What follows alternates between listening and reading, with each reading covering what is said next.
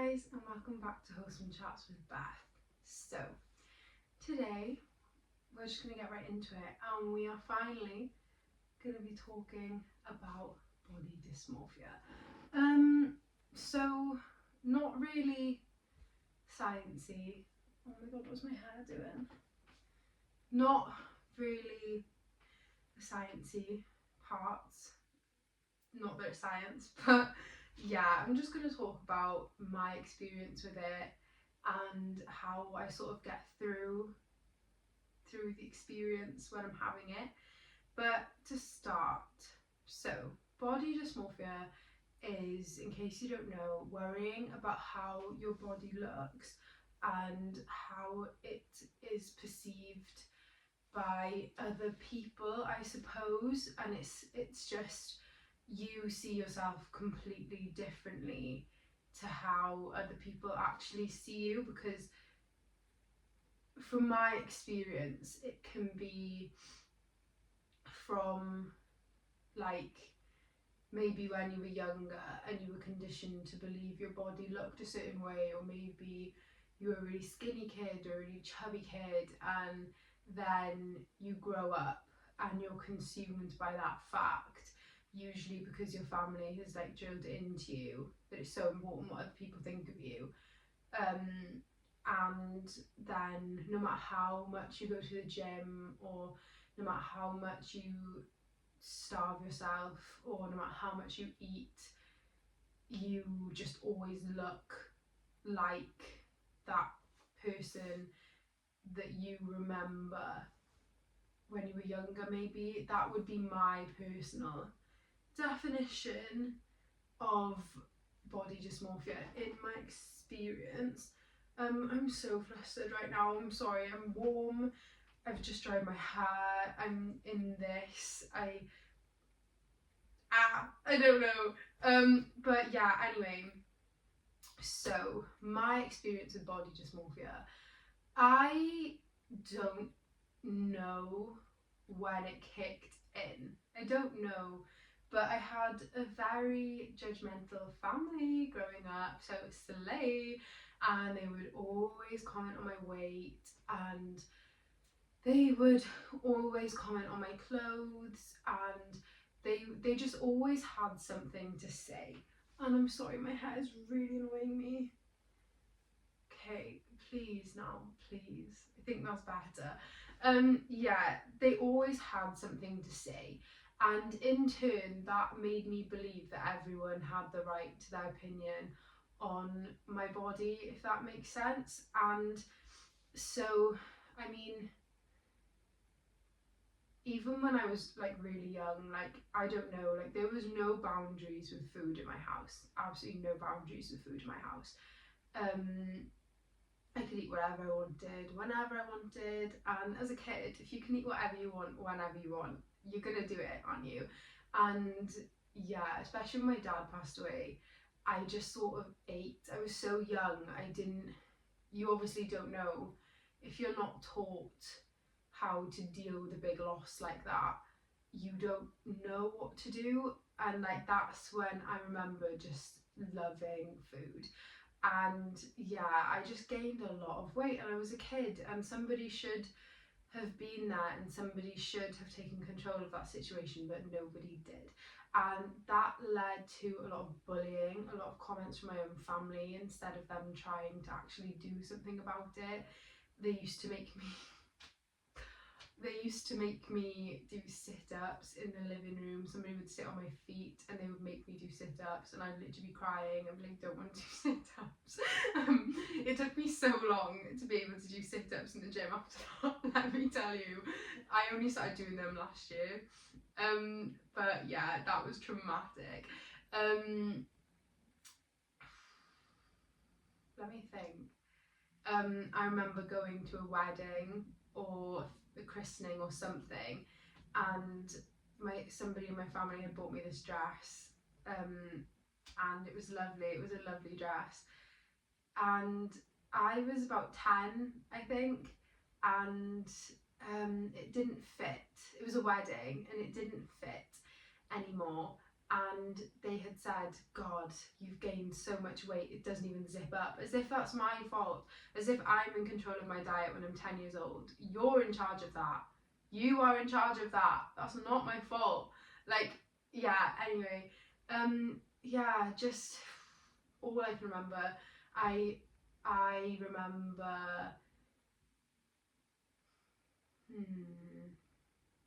I remember being told in year 7 that I should untuck my top from my jeans because I was too big to do that.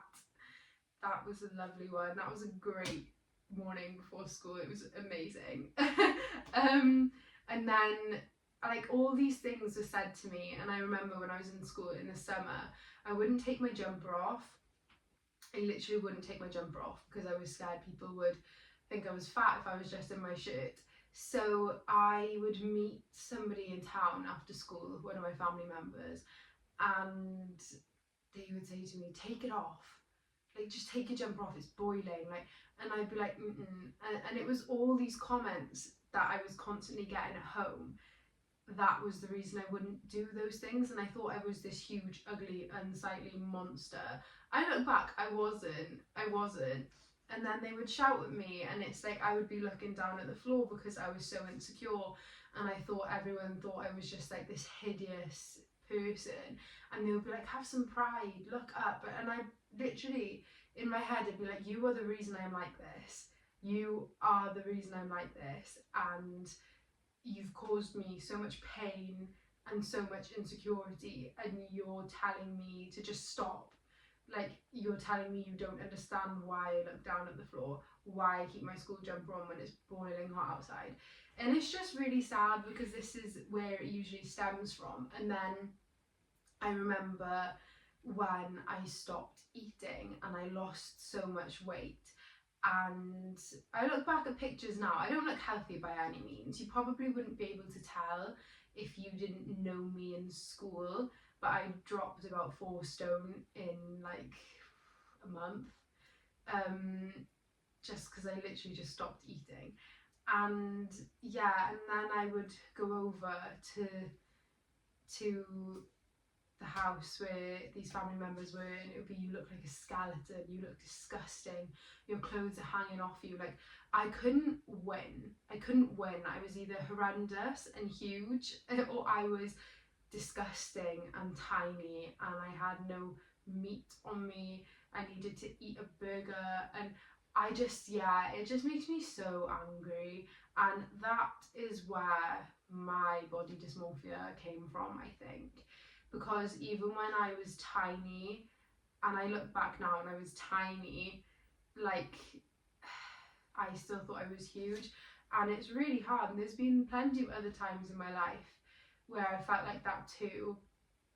And it's just really sad because honestly, if I ever have a child and they feel the way I have about my body growing up, I failed as a mother. Like, there's no way in hell.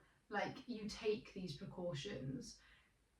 You take precautions so that things don't get to that point. You know I'm not a parent, I know I can't comment on those things, but yeah. Anyways, so with body dysmorphia, I feel like it comes a lot with body checking. Body checking, not great.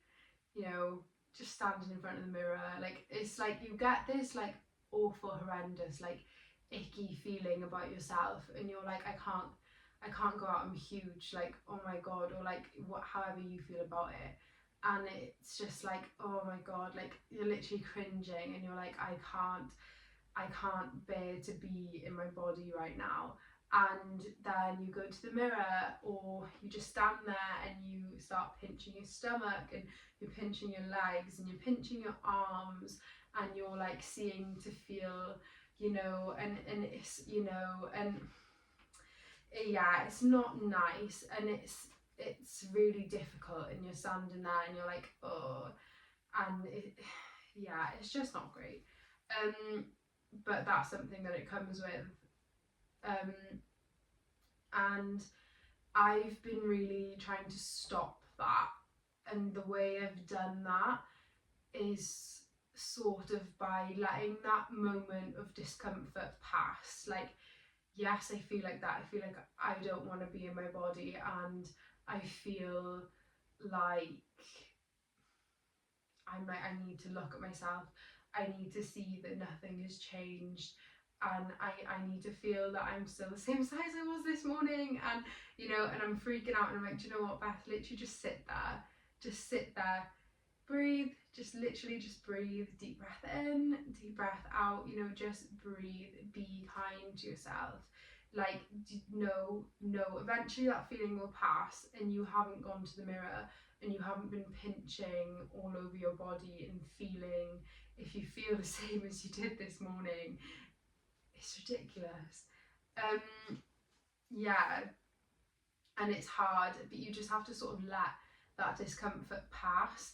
And it's hard. It is really hard, but like I said, it's a part of it, and you just have to get to grips with those thoughts coming. And horrible thoughts are a thing that come with it also. And I've really learned to counteract those a lot better these days. Like, the thoughts can be horrid, like I don't get them too often now, but like when I was bulking, especially like a few weeks back, I was having a really hard time. And I remember one day I bought this chocolate bar from Aldi, and I broke off a bit more, and it was when I was transitioning from my bulk to my cut, so I was really hungry, and I broke off more than I wanted, and I was like, do you know what, it's fine. And I ate it, and I ate it all, and I just got that awful feeling like come over me, and I was like, I can't believe I've done that. I was like, I'm literally a pig. I'm literally like disgusting pig for eating 2 rows of chocolate when I only wanted one. And I was like, oh my god, like, I'm vile. Like, why would I do that? Like, I want to lose weight. Why on earth would I think that was okay? And I sat there and I was crying my eyes out, and I was like, oh my god. And I was like, no, like, things were getting really bad again. And I was just like, no, like, I can't let this happen. Like, I knew bulking would be a really difficult thing for me to do because of like past body image problems and things like that. And it was really hard. It was really mentally challenging. Like, I didn't want to go to the gym because I hated how I looked in the mirror. I didn't want to go out because I hated how I looked in my clothes. My clothes were getting tight for me. Like, and I knew it was a process, but I just couldn't wait to be back to liking the way I looked. And it's hard. It's really hard. But yeah, like, those thoughts, they come, and it's like, oh my god, I'm disgusting. Oh my god, my jeans don't fit. Oh my god, like, the weighing scale's gone up, like, again. Oh my god, like, I can't eat that. I can't eat that. Why on earth would I ever eat that? Like, yeah, and it's hard, and you just sort of have to sit there and be like, do you know what? Like, I'm hungry right now. I'm allowed to eat. Like, goals aren't everything. Like, one piece of chocolate, a crumpet, like a bagel, and a yogurt bowl. Like, if I'm hungry, it's not gonna make that much difference. Like, I clearly need that food, and it's like, for a while I got stuck between, I'm hungry because I've decreased my calories and I need my body to get used to that, and like, no, I'm hungry, I need to eat. And I feel like there's a difference between those hungers. I don't know, but yeah. And it's like, when you're having those horrible thoughts about your body, it's like, I often think about like when I broke my leg like twice, when I had my abortion, like all that my body's been through with my period, like, losing it and then getting it back and then bleeding for so long, and now it's not regular anymore. My hormones are all over the place, and my body does that. Like, my body healed my leg twice. Like, I couldn't walk this time, like, I don't know, in 2021 and 2023, like, there were periods of time where I literally couldn't walk. Like, I should be so grateful for my body. I should not be being horrible to it. I should not be punishing it. Like, I deserve food just because I'm alive. I don't have to earn that shit. I'm allowed it, and you are allowed it too. And it can be really hard, and it can be really challenging. but it is what it is, and if it's not your fault that you have this issue, but it is unfortunately your responsibility to solve it. And it's hard and it's shit. It's so shit. But yeah, you just sort of have to counteract those negative thoughts and be like, no, do you know what? I'm actually beautiful. I work hard in the gym. I eat well the majority of the time. I'm doing a lot better than I think I am. And I remember my cousin saying to me, like, I was talking to her about it when I went to see her over my birthday, and she was like, you go to the gym, you take your vitamins, you know, you try sleep well. I don't remember exactly what she said, you know, it was a while ago now, but like, you know, she was like, you go to your classes, like, you focus on your nutrition, you eat well 80% of the time. She was like, you're healthier than 99% of the population. And it's so true, like, you're so hard on yourself and you think everyone else is eating salads for breakfast, lunch and dinner. No, they're not. They're not, and you're actually stop comparing yourself to other people. But yeah, just show yourself some grace, show yourself some love, okay? So my next point was, how does it make you feel? But I feel like that was kind of summed up there. It doesn't make you feel great, you know, like there's times where I've been so anxious about it and I wake up in the morning and you know, and I'll be crying because I'm like, oh my god, I'm hideous. No, I'm not. Like, no, I'm literally not. And it's hard, and I feel like I am coming out of it now because I am in my cut, and that's really hard too because I'm like, you know, like I'm losing weight, and that that's when I'm starting to feel better. But it's also because I'm starting to look better, and like, is that healthy? I don't know. And my mind's just constant go, go, go, go, go. And it's hard, and it doesn't make me feel good, like having body dysmorphia when I go through that. Like, it doesn't. And the worst thing is, I feel like when you go to the gym, it kind of makes it worse. Like, if I didn't take progress pictures, and I think I mentioned this in a previous episode, if I didn't take progress pictures, I would genuinely believe that I still look the way I did when I first started the gym nearly 3 years ago. And I look nothing like that anymore. I look nothing like that. And it's really hard, and it just makes me angry because it's like, this shouldn't be my burden to bear. Like, no one should have handed this to me, but they did. And it's not fair, but like I said, like, it's my responsibility. Like, I have to deal with this.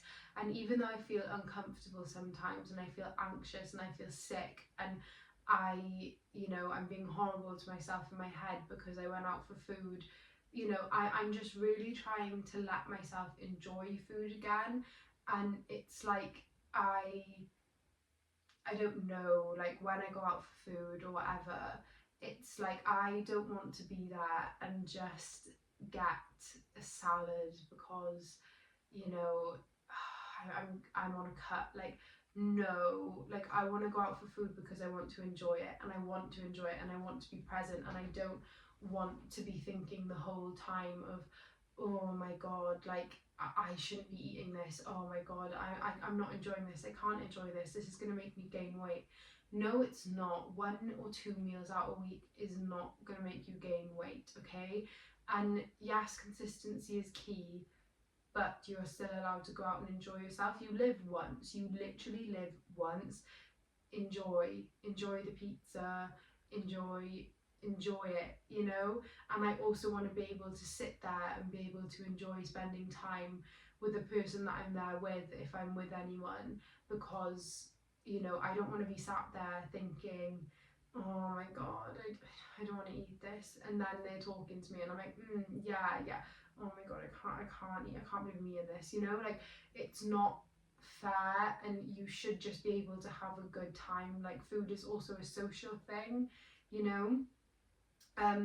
So yeah, it's hard. It kind of makes you feel restricted and caged in a way, and it just makes you feel a bit crazy, in all honesty. um yeah, I feel like it really affects confidence for sure. I mean, that's a given, isn't it? Of course it affects confidence. um and it's a hard one, you know. Like, I I don't really know what to say on this one because obviously it affects your confidence, but it's like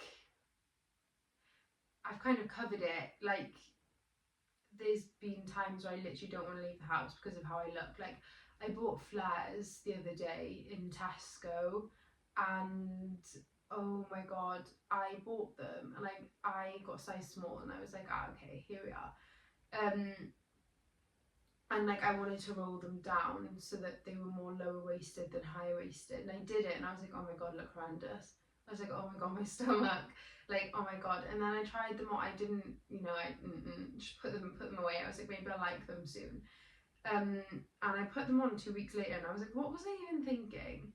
Like literally, what was I thinking? Like they look fine. Like it's such an in the moment thing, and it's like I've been really sticking to like comfort outfits, especially in the summer when I was like peak bulk. I was just sticking to comfort outfits because of how things were making me feel, and I just wasn't comfortable in anything, and everything was a bit too short or it didn't fit as well as it did last summer, and that was really hard. Like when I was on holiday in Santorini, I took an outfit out there, and on a holiday, like obviously you're eating a lot, and like you have like all inclusive or whatever, and I'd eaten a lot.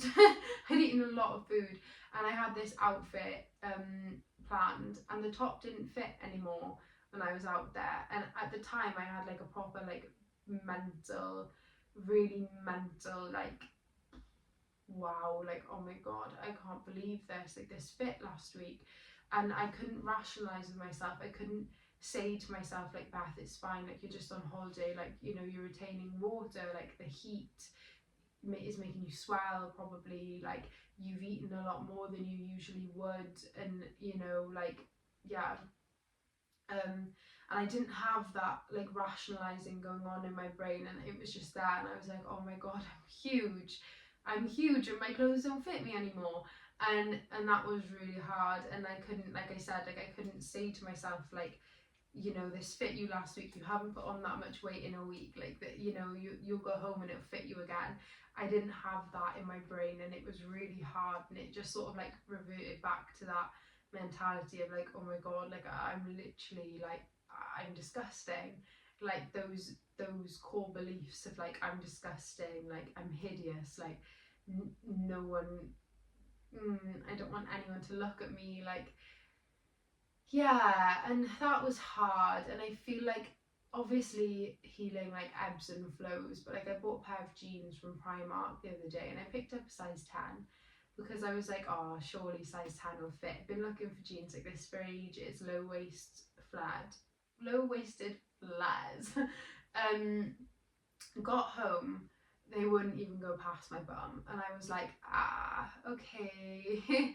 Okay. And I was like, oh no, like, and then I was like, do you know what, it's fine. So then I went back the next day, tried on 12 and a 14. 12 was too snug, 14 was too big. And there's a time where I would have been like, I'm not getting a 14. I'm not a 14. I'm a 6. I'm an 8 tops. Like, I'm not getting a 14. And I feel like it's good because I didn't let that get to me, and I just got the 14 because I was like, I really want these jeans. Sizes, you can't base everything on sizes anymore, you just can't.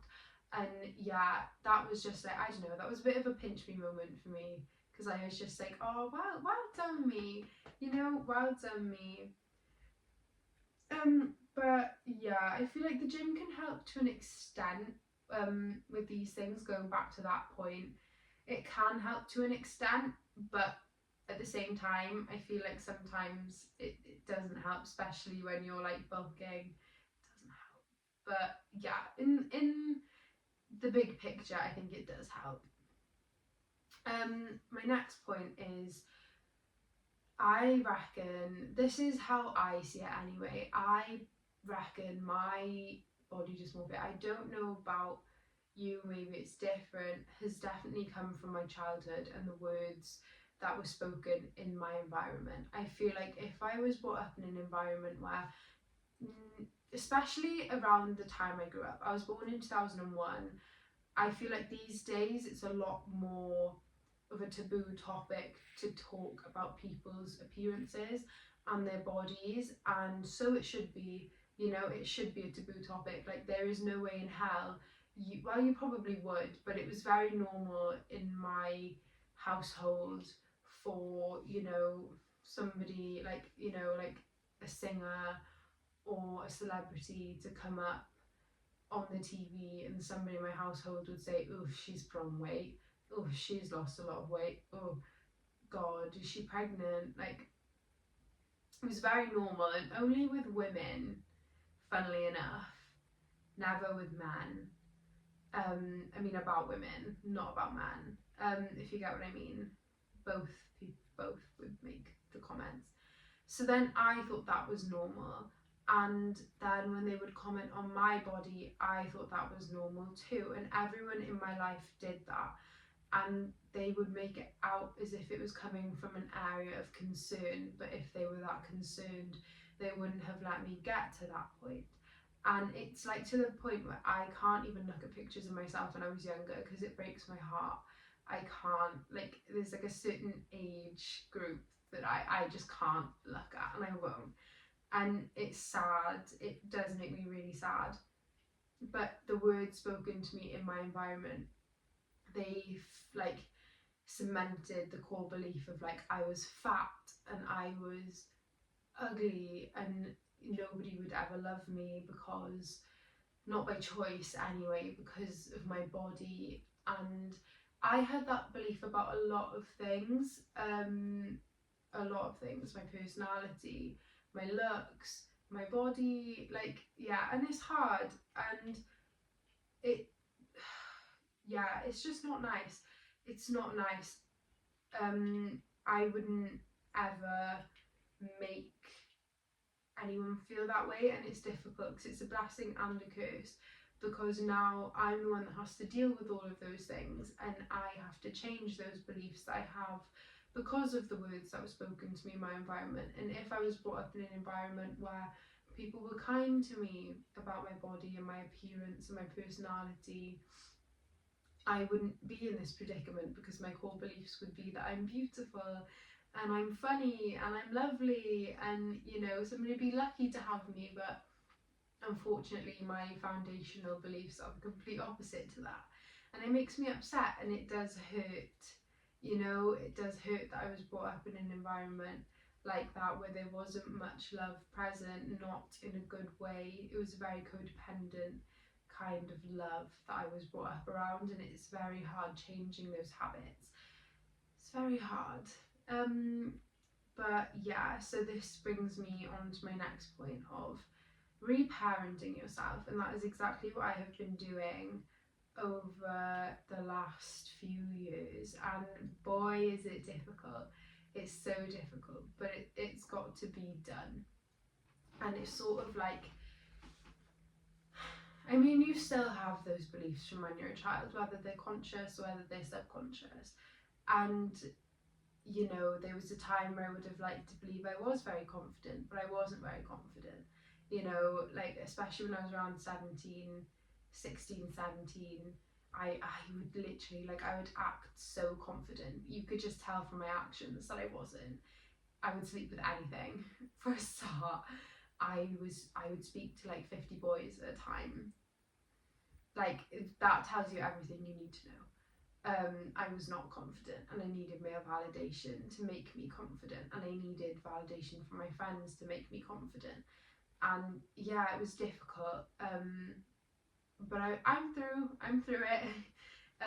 Yeah, and it's just hard. Like, you really have to sit there with yourself, and you really have to ask yourself the questions of like, why do I feel this way? What made me feel this way? What is the very first moment that I ever felt this way? And what's been said to me?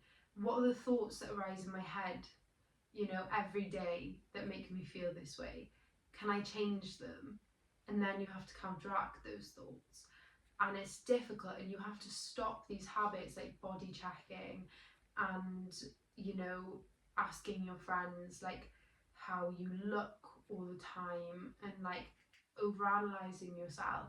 I remember when I was 16, I used to edit my pictures on Instagram, because I thought I looked fat, and I would edit my waist in.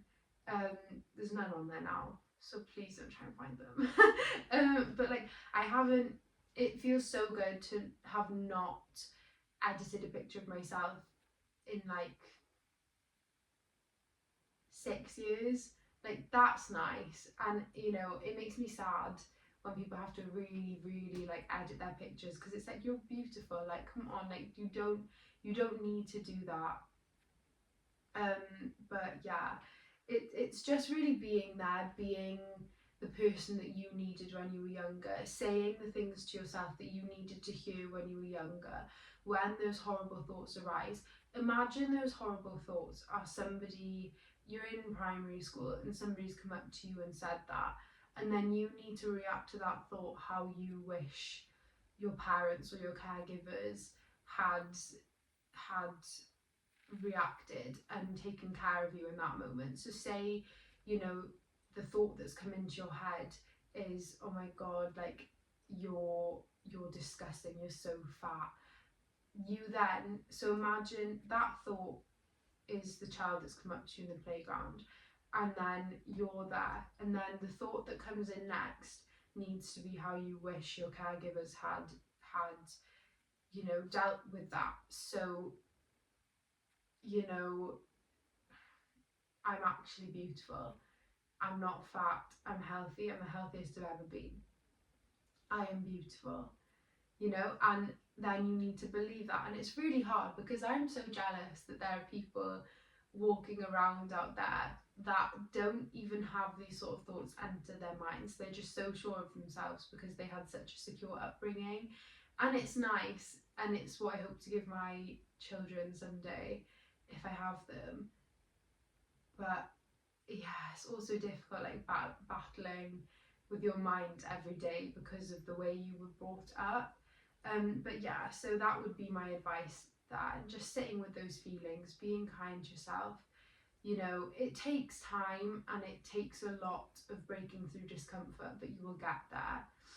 The next thing I've got is affirmations, and I've really been struggling with my body image, like I've said recently. So in my journaling, I mentioned in my how I journal episode, or my guide to journaling, um, I mentioned that in my morning journaling I have 5 affirmations that I say 3 times over, and I use them for 2 months. So my affirmations to help me, and they are helping, are: I deserve to feel body confident. Weight loss does not make me more worthy.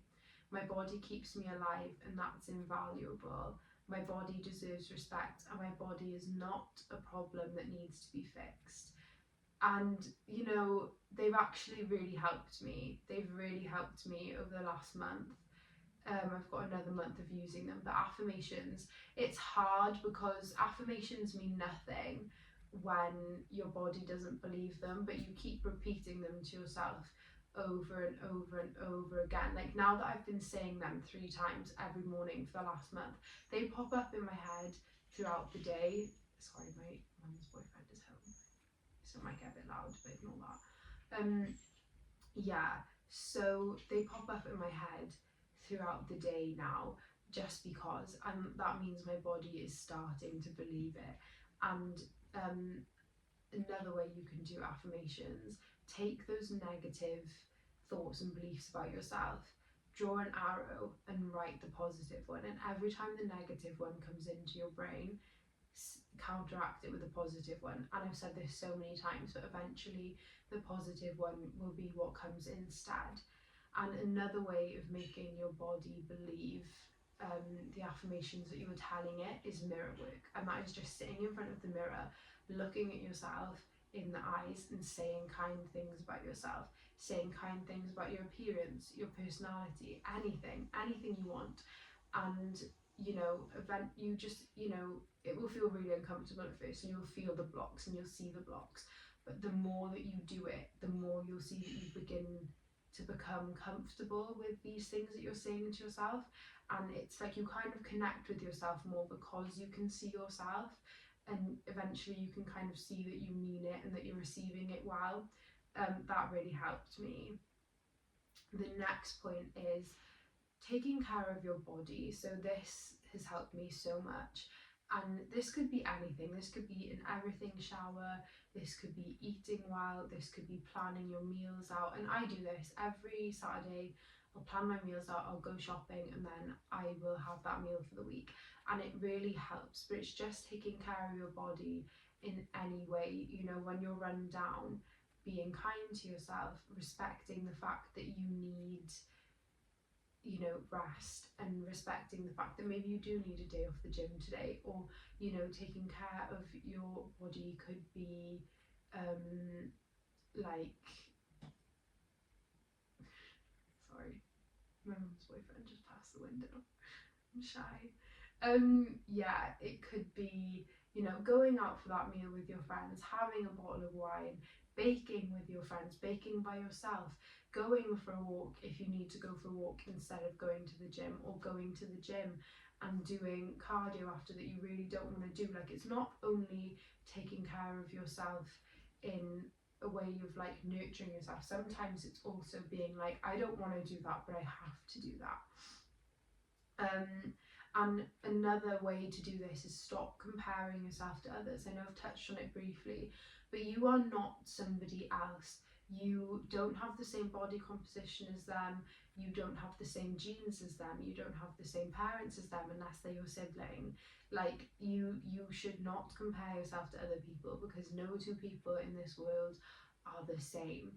And I've literally beaten myself up for years because I've never had a completely flat stomach, and I've never been the person that doesn't have a tummy when they sit down, and, you know, I've never been the girl with really skinny legs. And you know what, now I don't want to be, because that is just me, that is just my body.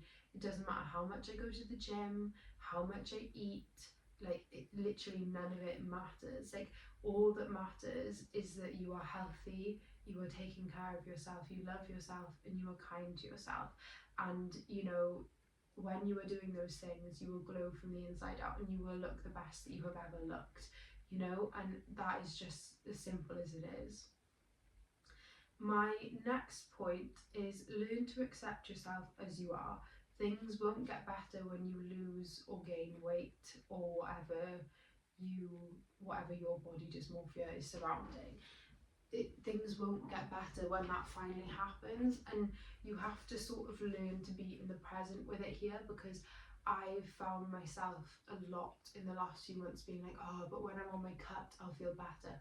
Oh, when I'm peak cut, I'll feel better. When I look how I did in December, January, February, and March, I'll feel better. Like, no, the minute I stopped having those thoughts is the minute that I started to feel better, and that's just the truth. The minute that I started being like, okay, maybe I'm not happy with where I'm at right now, but I will be, you know, one day, and that day will come soon enough. And for now, I just need to enjoy my time, you know, and enjoy it when I go to the gym. Don't just see it as a tool for weight loss, you know, like, see it as a tool for releasing my anxiety. And, you know, not that I'm like super anxious, but, you know, just, you know, releasing emotions. Yeah, just having a healthy lifestyle, and not a lifestyle that's going to make you lose or gain weight. Just have a healthy lifestyle, and that will get you to your goals, and eventually you will love it because you have a healthy lifestyle, you know.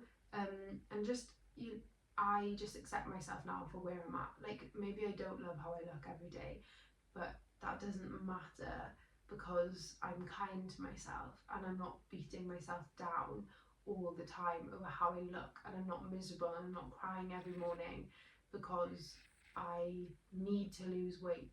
You know, it will come in time, and, you know, maybe it doesn't even need to. But yeah, you just need to keep that in mind. Things won't get better, because you will never, if it is your goal to lose or gain weight, or again, whatever, you will get there, and it will never be enough. It will never, ever, ever be enough. And you will just keep going and going and going, and you will never be doing it to feel good. You will be chasing an image that you won't get to, because you'll never be happy with yourself.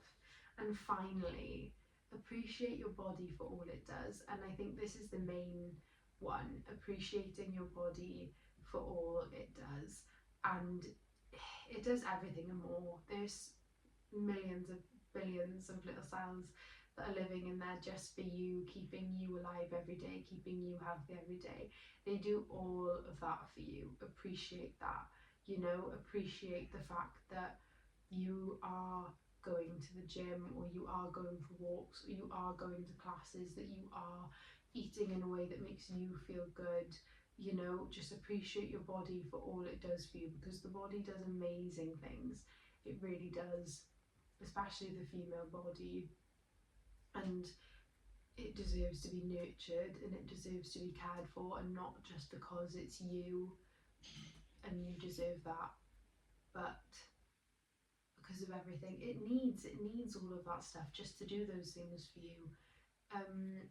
But yeah, just appreciate yourself, appreciate your body, and I'm sure you will feel better. But I am, on a serious note, really sorry if this is something that you were going through.